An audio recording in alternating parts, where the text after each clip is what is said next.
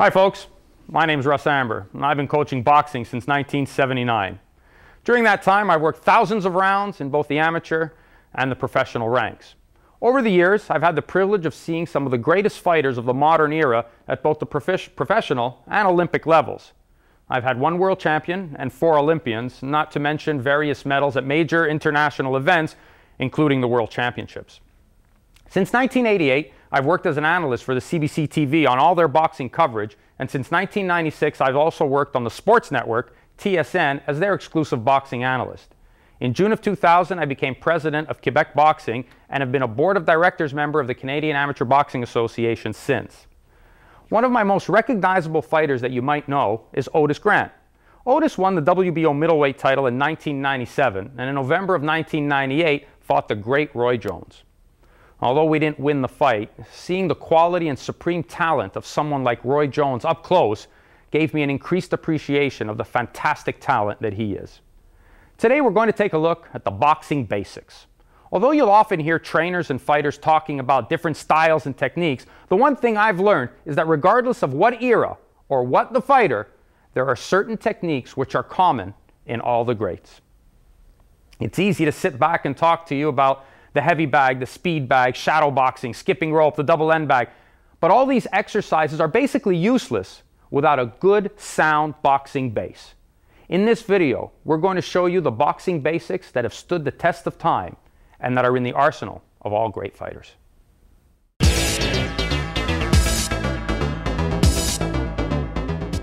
Folks, as with anything, the most important and sound thing you could have is a foundation that is solid and strong. And that's the primary essence of boxing.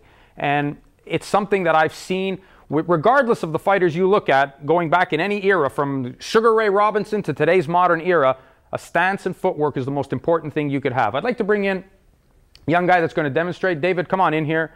We just want to show you and start off with your basic boxing stance. Now, David, if you take your stance, please.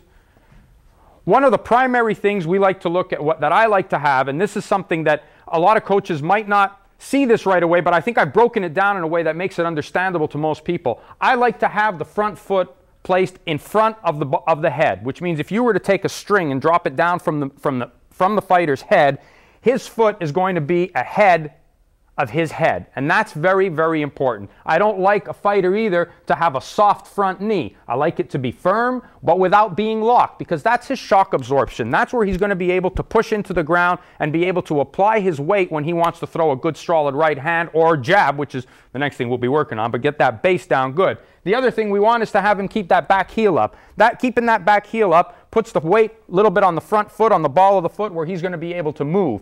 David, if I turn you around a little bit, just face me to this side here. One of the things I want to show you, and I'll use these sticks as an example, and this again becomes structural foundation which must exist. If you don't have this, it will not happen for you. All the exercise and stuff you'll do, you'll find yourself getting hit with shots. You'll find that your defense won't work as well if these things are not in place. And what I'd like to show you here is if we take a stick here, and David, you just bend a little forward. If we take a stick and line him up this way, actually, David, you don't want to turn around the other way. Face me here. Okay. If I take this stick here and line him up, you'll notice that the heel comes in perfect line all the way right up until his head, offering a nice line of his body all the way forward. This one acts as the support and crosses right there. This actual stance is a firm foundation right here. This is what you see, and this is where it crosses, and this is the line that the body takes. From that position, David is going to be able to either slide forward to me or slide back. He'll be able to move his body any way he wants without much of a problem, being able to avoid any punches. Also, the key is he's going to be able to execute his punches without putting himself in any danger. He'll be able to optimize his range by using that front foot as his measuring stick.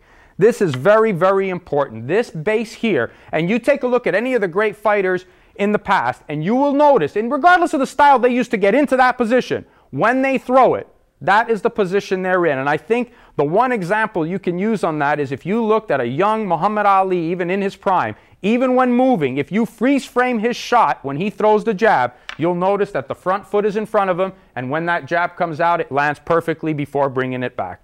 That is the basic boxing stance, and that's the one I like to set my fighters up with. Once you got that, you can build anything from there.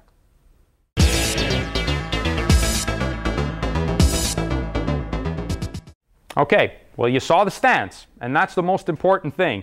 Now, from the stance, you've got to be able to move. And that, of course, is another vital point of boxing. Dave, if you can get back into the stance again, please.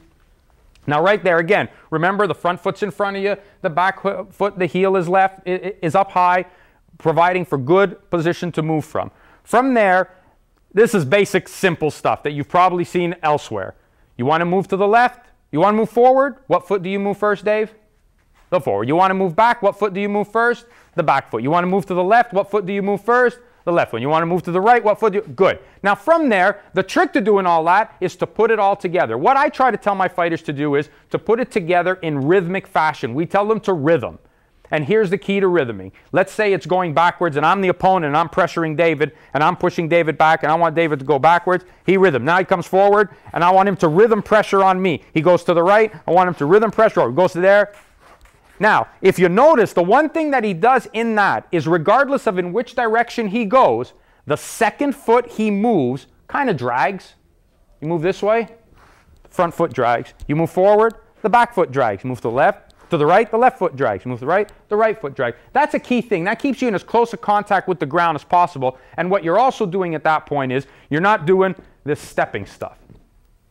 When you do the stepping stuff, what happens is you're actually transferring your weight back and forth. Because how could you be keeping your weight on the front foot if you're actually having to lift it to walk? Do that.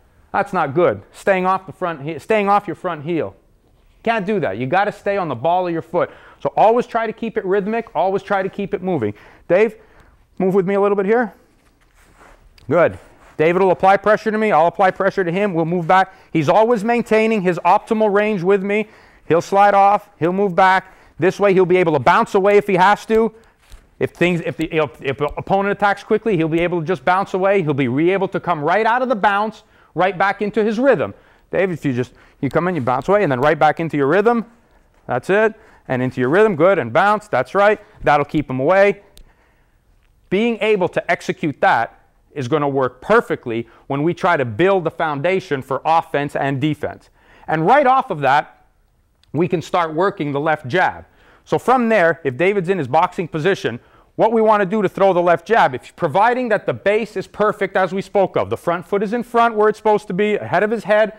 The back heel is up. From there, a slight rotation of the arm and flipping the shoulder over will land a left jab. Now you'll hear a lot of coaches turning around and throwing a jab and say, throw it from your elbow, throw it from your elbow, snap it from your elbow. If you want to guarantee to hyperextend your elbow, that's what you'll do. You will certainly hurt yourself doing that. The elbow is certainly not involved in throwing the punch other than to rotate it. That's about it. The punch comes from the shoulder. And the only way it can come out good is if you have the good base. Now David's got the good base right here. If he throws out the jab, it lands perfectly. Throw it out again, lands perfectly. It comes from the shoulder, right from there, and it comes out. Now just to show you that he's not using the elbow, if I was to stick his hand further out in front of him, watch that it's only the shoulder which snaps and turns. There's no movement in the elbow. And the reason he's able to do that, and even if I was to move my hand, he doesn't lose his balance because he's got the foot in front of his head. Therefore, he's not falling over. Again, do it again, bang, out it comes. Now, I get David to move because we got that footwork happening, bang, and he snaps it out. He rhythms again, bang, he snaps it out. Again, everything is coming from the shoulder. There it is. Now he'll rhythm away, and he can still pop. He'll rhythm away, and he'll still pop. Now watch something here. Look how far he is from me, and he's still able to land the jab. Why? Because he has the left foot in front of him.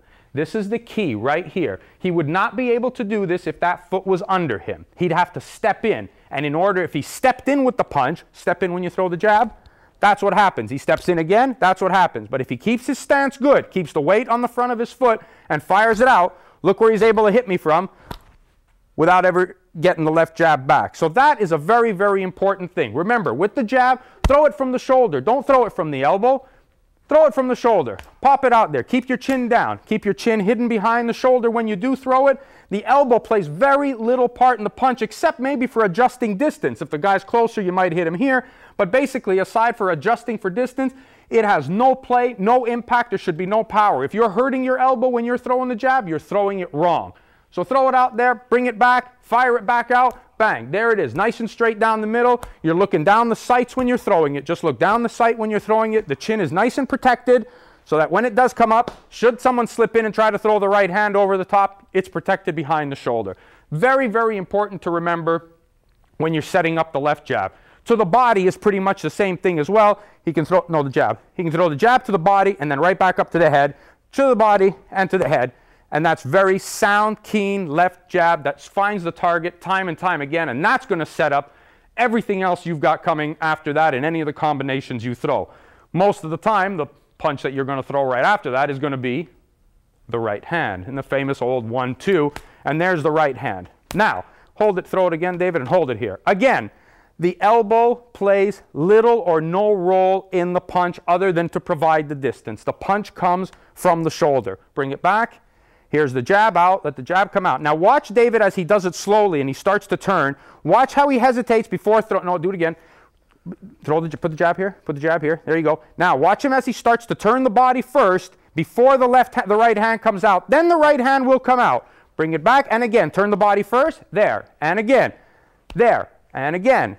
Boom. That's why he's getting the hip into the punch. That's why he's getting the shoulder into the punch. That's what gives the punch the power. Too many people think that they just got to throw the shot straight out. That's wrong. That's not what you want to do. You want to get that body turning. Again, I'll show you how that's true by having him place his hands out here and just turning his body. Bang. The power comes not from the elbow. The power comes from the rotation of the body.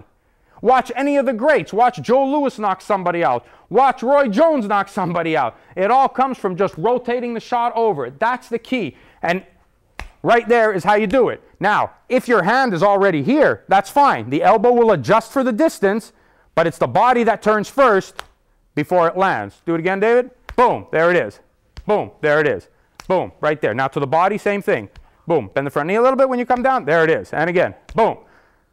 Boom. And back to the head. Boom. That's the way you throw the right hand to the body. Following up on the right hand to the body, or the right hand to the head, is the famous number 3 of the famous 1-2-3. And that's the left hook. The left hook is a little more intricate and a little more difficult to throw. But again, people often make the mistake of just not getting the basics down properly on it.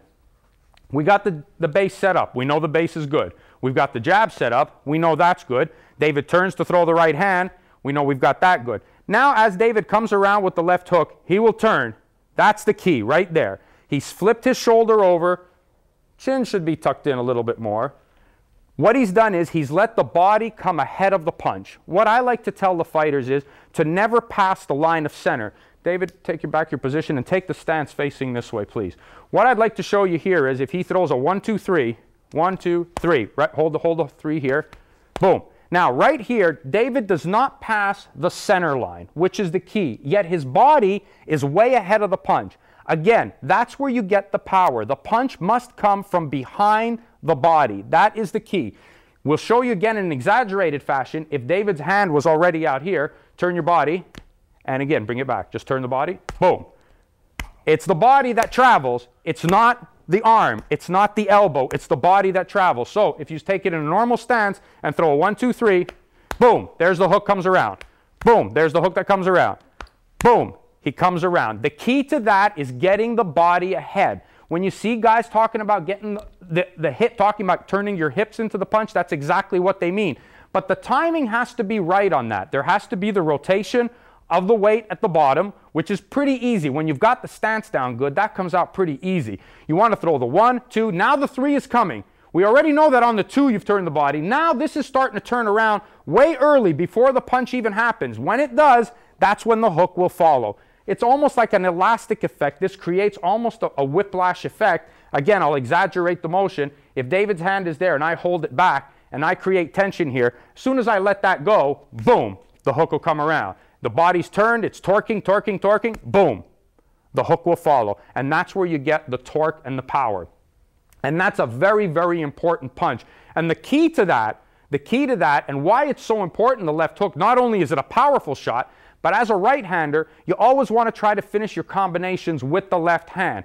throwing just a simple 1-2, you can get away with a couple of times, but if you get in with a real good fighter and you throw a 1-2, he rolls off that right hand, fires his own right hand back, you can be very susceptible to getting nailed with a good counter shot. A lot of great fighters won't counter off of the jab. They'll wait for you to throw your power shot, which is the right hand, and then counter. So that's why I always tell my fighters, finish with your left hand, whether it's a jab or a left hook. Usually a left hook is good because then you've set them up really darn good and you're able to knock him over with the left hook. And if he does try to come back with a right hand, you should beat him to it because your shot should have got there first. If you wait and you hesitate, his right hand will beat you to the punch. So don't hesitate when throwing the left hook. Commit yourself to it. Let the first 2 punches set it up. So the first 2 are quick and then the left hook will follow. The first 2 are quick, boom, the left hook will follow. The first 2 are quick, left hook will follow. That's the shot I like my fighters to use when throwing a 1-2-3. My bread and butter punch, though, the one that I love the most, is the left hook to the body, and that's Dave's favorite punch. That's the one he likes to use. So we often use the left hook to the head to actually set up the left hook to the body. The only difference, now some people call it an uppercut or upper hook. I mean, it's a left hook to the body because it is the left hand, it's the lead hand, and it does come from, it is a hook that you throw with the left hand, you only throw it to the body. Some people think about throwing it around. I don't particularly like to throw the left hook around. I prefer to throw kind of a halfway shot under and get it into the liver. That's probably the best way to throw it. The one thing you want to do with that is, again, the good base obviously is the most important. You want to set it up with the jab in the right hand. That sets it up. Now right there, what you saw there is David turned, when he threw the right hand, he turns his body knowing that he wants to set up the left hook to the body. That was the key. That's the place where he wants to land the shot. So as soon as he brings that right hand there, he's setting it up so that he can come around and dig that shot up underneath. And do it again, right hand and boom. And that's where he wants to fire it, is right under the elbow. You'll notice again how the body, again, throw the right hand and then the left hook to the body. Now, right there, okay, hold it there, throw it to the body.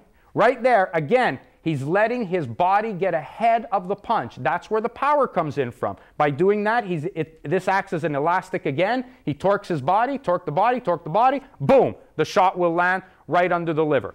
What I like to do with David, one of the favorite punches we throw, is the 1-2-3 to the head, but this is only a setup to land that one. Get the guy thinking you're coming to the head, boom, boom, boom, bang, bringing him underneath. That's the shot I like. Again, he comes 1-2-3 to the head, boom, into the body. 1-2-3 to the head, boom, into the body. That's a good shot. Another one is bringing, after the left hook to the body, is bringing it up underneath, because a lot of times guys think that the shot down there finishes, or you're going to come up on the side with another shot to the head. So what I like David to do, throw this, and that, right up in between. So you want to dig it under here, and then bring it right up in between the gloves, because he thinks it's coming around. So you throw it, 1-2, boom, hit him here with that, and then bring it right up underneath. That's a good, clean shot that'll often score points for you, and you'll be surprised the damage it'll do and the surprise it'll have on your opponent. So that's a good shot that I like Dave to throw. So again, if we just summarize on the left hook to the body, we set it all up. Now there, the rotation is the key. Even after David throws the left hook to the head, watch how when he brings it back, watch him rotate the body to get the torque necessary to throw the left hook to the body. That's the key shot. Stay with that one and you'll like that punch. From there, we'll move on to the uppercut. And the right uppercut, again, is another deadly punch which, when used effectively, will score a lot of points and cause a lot of damage to somebody who's primarily a low fighter, who likes to come inside, likes to bury his head on you. You want to use that uppercut as much as you can. You obviously, of course, have to be careful of his left hook, but we want to look at the uppercut as a primarily offensive weapon that you could use against a smaller, stocky guy who's putting the pressure on you. David, if you're boxing a guy and you're popping him with the jab, keeping your legs nice and wide, and you're moving away from the guy, moving away, and he comes in, boom, there's the shot. Set him up, time him, turn it under. Now, if we take a look at this again here, again, I want you to notice, watch when David throws it, throw it slow now. Right there, the body, again, turn, the body is ahead of the shot. Again, I'm resisting his arm. David's arm wants to go, it's torqued, boom, as soon as I let him go, the uppercut goes. That, again, is the key. So you see, whether it's a left hook to the body or a right hand or whatever, the key is you got to get the body there first. We'll do it again. Setting him up, popping it. Come here, David, stay here. Popping him. Now watch it. He sets it up, boom, brings it up underneath. Bring it, and boom, brings it up underneath. You don't want to try to reach for the fighter either. That's the important thing as well with the uppercut. You don't want to try to hit him when he's out there. You certainly want to make sure that he's good and close enough that you nail him near chest range, boom, right there. Another thing I'd like to show you here, which I don't think coaches show enough, is that when you throw the uppercut, obviously you've got to bend your body this way if you really want the shot to come underneath. Well, by doing so, what you've done then is you have put your shoulder in line with the head of the opponent. So therefore, the right uppercut has to travel along that line as well. So basically, you're aiming the shot almost at your own left shoulder. So if you have tilted yourself into position where you want to be, then by turning that uppercut underneath, it's going to line up directly with your own shoulder. And that's very important. You get that shot coming off right underneath, and then you're able to spin your opponent off from there, follow it up with the left hook, which will work very effectively. Do it here, David, turn around. You set him up, boom, and now the left hook follows again. And that's a natural sequence of punches, is the left hook, uppercut, the uppercut left hook combination is a natural sequence. Set him up, set the smaller guy up, set him up, under, and hook around. Works very well. The rotation is excellent, and it's a natural transition. Do it again. It's natural transition. He goes under and hooks around. Very, very good shot to throw is the uppercut. Now that we've looked at those punches, obviously we've got to look at the defense against those punches. So if we go back to the very beginning, let's take a look again. We have the stance, and the first thing we spoke about was the jab. So the jab, we know how to throw it. Boom, boom. How do you defend against the jab? There's two ways to defend against it. You can either block it or you can slip it. A lot of times fighters will think that, well, slipping punches, you got to see it, you have to have this magical timing. It's not about magical timing. It's about being in the right place and knowing where your distance is. Having this kind of a footwork, having this kind of a stance offers you the opportunity to do that. With that move, I'm going to be able to show you how David, using his waist and only moving from his belly button, is able to move his body any way he wants to be able to set up and throw the punches, and always maintain a safe distance from me. He can move in, thinking he's giving me the target. I throw a punch, moves away, he's able to fire back. That's very, very important. Don't think when you see fighters slipping shots, moving, slip, slip, slip, don't think they're doing anything magical or something that you can't do. That's not the case. What the ability that they have to do is that they know the range that they're in, and they know that by standing here, and when David throws a punch at me, I just have to do this, and I've made him miss because I know that's where his extension is. That's why I'll be able to slip the punch. So one of the ways David can slip the punch is to give me his head and then take it away, and he slipped the jab. So I throw it, boom, he slips it. Boom, he slips it. Boom, he goes back. He goes off to the side. He goes to the other side. All this is because he knows the range he's in. The other way, of course, is the traditional blocking of the jab. That's something that we practice with the fighters all the time, especially the beginners when they come in, is you get two guys in the ring together and you get them to practice this. Bang. And there's the blocking of the jab. All it is from this point, from your boxing position, it's just basically turning your hand, catching the shot, sort of semi-deflecting it over your shoulder, and then popping your own jab back. That's the defense and counter punch against the left jab. We'll do it again. If I throw the jab at David, boom, he throws back. Now this should happen instantaneously where I go. Very, very important. Again, instant reaction. Reaction, reaction. Again, David is waiting. He's got his hand open. He's going to deflect the shot over his shoulder. Bang, bang, bang, bang. And that's the way you defend against the left jab. Now what we want to take a look at is the defense against the right hand. Again, not very difficult, and the key here again has to be your positioning. That's why the base, which I stressed at the very beginning of this video, was so important. That foundation and that base and your stance and footwork is so vitally important. And if you get a chance to practice that time and time again, you'll notice how by doing that, how much improvement you'll see in your offense and naturally will automatically come in your defense. Make sure, again, just to recap, feet nice and wide, move your waist from your belly button, and that'll give you your good range and good balance. So we go to the defense against the right hand. We already looked at throwing the right hand, which is like that. And David turns the body first. Bang, the right hand comes out, comes straight into it. Don't turn your head. Come straight down the middle. And that's what we want to see. Now, what about the defense against that? Take your position. There's two ways, again, you can do it. Or three ways, actually. One is the slip of the right hand. And the slip, again, reverts back to what I was saying initially. Good base, and use your belly button here. David, use your motion, boom. This is where the right hand, David will be able to slip the shot, no, the other way. He'll be able to slip, or he'll be able to lean back from it. Boom. Now, a lot of times guys will tell you don't lean back from the right hand. Maybe, but if your range is good and you know what you're doing, it's not all that bad and it's not all that dangerous to do. Again, do it again. It's actually could be quite effective because David now wants me to throw the right hand at him. He's waiting for me to throw the right hand so that when I do, he can fire right back. So he basically baits me in and then fires it right back. Another safety defense is the simple block, which would be David catching the shot right on his arm when the right hand comes out. There'll be a slight rotation. I throw it. He just turns around and blocks it. Again, that sets up another possibility for him to counter with his own right hand or uppercut. Throwing it, boom, and then the uppercut could come back. He throws it, bang, could come back, or it could be a straight long-range right hand, a long-range right hand. Boom, bang, right here. Boom, bang, right there. Boom, bang. Again, right hand counter against the right hand punch, but that's the defense, and that's very good. The third way of doing it is a long-range parry.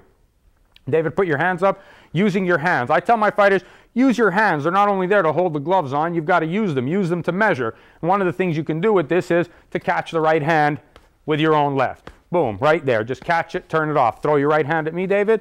Boom, just turn them out there. Turn them out there. Use your hands, turn them out there. Turn it out, send it out. Just do it slowly. Catch it here. I want to catch it and turn them out. That's a parry. That you'll use from long range. An effective punch because it could get you a chance to create an opening where you're able to land a shot against your opponent when he unsuspectfully sees that you've thrown his hand away from him. Again, throw the right hand, David. Boom, and then I can just pop David with a shot I need to pop him with. But that's primarily used from long range if you're lucky enough to have suckered a guy into throwing the right hand. From there, the left hook. Okay, again, another difficult shot to block, but very effective when you use good defense and have good range. That catches, that catches, that catches, and this goes under. And it goes under, it blocks, and it goes under. No, block it, and under. Block it, and under. Block it, and under. Very effective again. You'll notice though the base of David doesn't change too much when he's doing that. The body is split in two. You've got your legs, which can work independently of the upper, and you've got the upper, which can work independently of the legs. So when blocking against the left hook, it's easy to just catch the shot because this is the position you're in anyways. You catch the shot, and then you can just roll under it after that. You can catch the shot, roll under it. You can catch the shot, roll under it. Very effective. Another way of doing it is from long range.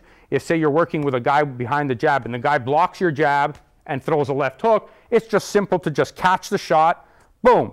And then you can roll under it just in case he's going to double up on the hook. So it could be a case of bang, under, bang, under. Very safe to block that left hook. I don't think you have to worry about that, especially when it's against a guy who's reputed to have the left hook. You're pretty safe on just keeping that right hand high and taking away any chance of the left hook, of the guy landing the left hook. Same thing to the body. Bring it up underneath, roll under. Boom, and under. Boom, under. Up to the head. Now he catches it to the body. Bang. To the head, he blocks it. Boom, and catches it to the body. To the head, and boom, he catches it to the body. That'll be your primary defense against the left hook. From there, we've got the defense against the uppercut. The defense against the uppercut is a little trickier because often the uppercut is used when you're on the inside. And when you're on the inside, sometimes you get hit with shots you don't expect to get hit with.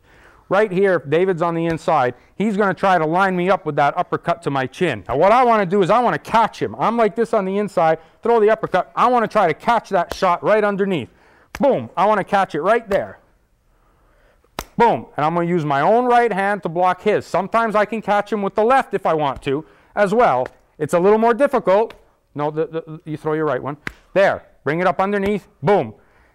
That's a little more difficult, but it's not dangerous because it actually, you throw the uppercut, you're stopping the hand that he can hit you with. So you're not exposing yourself to this side. So if you're on the inside working and guys are hitting you, boom, boom, and then he throws that uppercut on you, bang, you can catch that.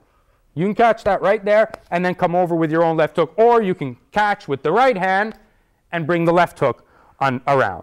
that's a good counter punch against the right uppercut on the inside. Those are key shots, especially when you're on the inside. When you're on the outside, first of all, it's very rare someone will throw the right uppercut. Second of all, if you get hit with it, you deserve to get hit with it, because nobody should get hit with a right uppercut when you're on the outside. It's primarily when you're on the inside, and that's when you got to make sure that you're base and you're tucked up and you're solid and you can pick those shots off good.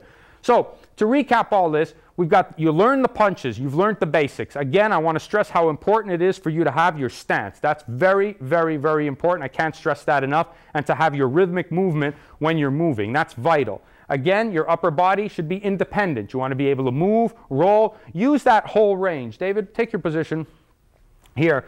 Use that whole range now. Drop your hands a second. Watch the range that David has. Warm up doing this. Use this whole area.